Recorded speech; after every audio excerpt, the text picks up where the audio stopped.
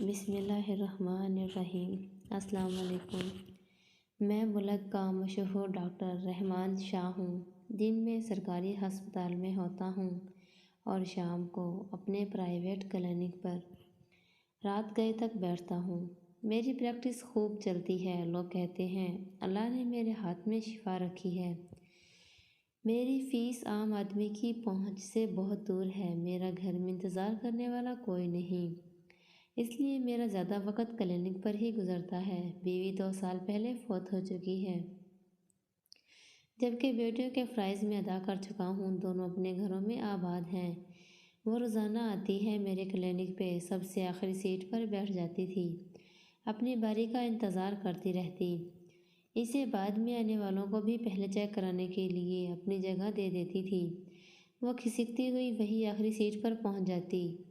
عورتیں اپنی بیماریاں بتاتی تو وہ غور سے سن رہی ہوتی اور ان سے سوال جواب بھی کرتی۔ عمر کوئی 35 یا 40 سال کے قریب تھی۔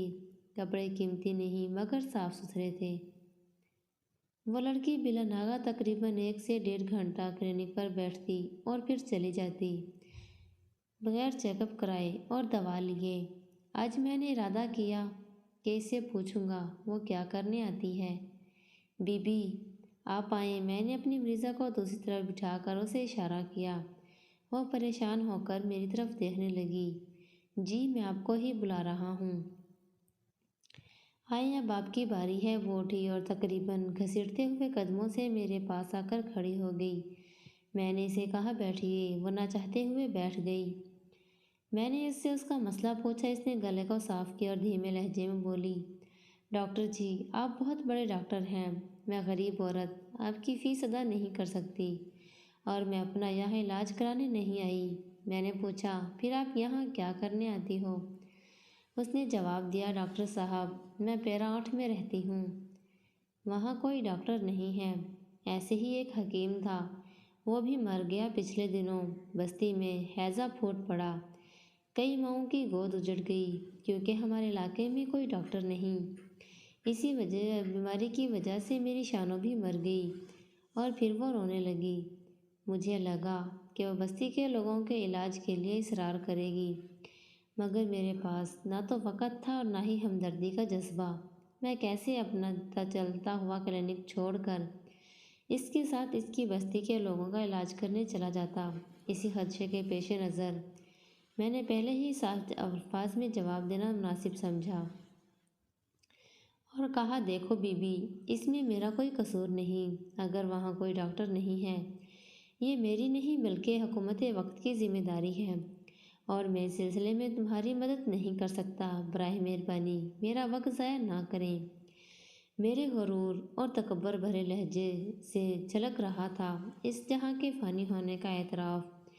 تمام مخلوقات میں سے صرف نوع انسان کو ہے، مگر پھر بھی اس کی بھوک بے قابو ہے، چاہے وہ دولت کی ہو یا کسی اور چیز کی۔ میرے مریض میرا انتظار کر رہے تھے۔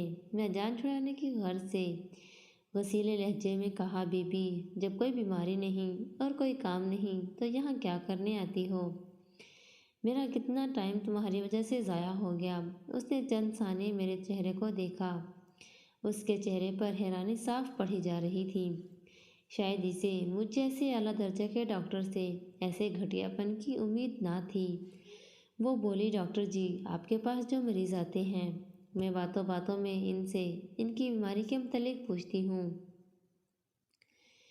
جو دوائی آپ ان کو تجویز کرتے ہیں اس کا نام بھی پوچھ لیتی ہوں۔ پوری 5 جماعتیں پاس ہوں۔ پھر اگر بستی میں کوئی بیمار ہو جاتا ہے تو میں بیماری کے حساب سے آپ کی بتائی ہوئی دوائی لا کر انہیں دیتی ہوں۔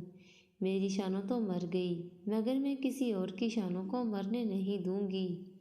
یہ کہہ کر وہ کلینک سے چلی گئی، مگر میری اعلیٰ تعلیم اس کی 5 جماعتوں کے سامنے بے وقت ہو گئی۔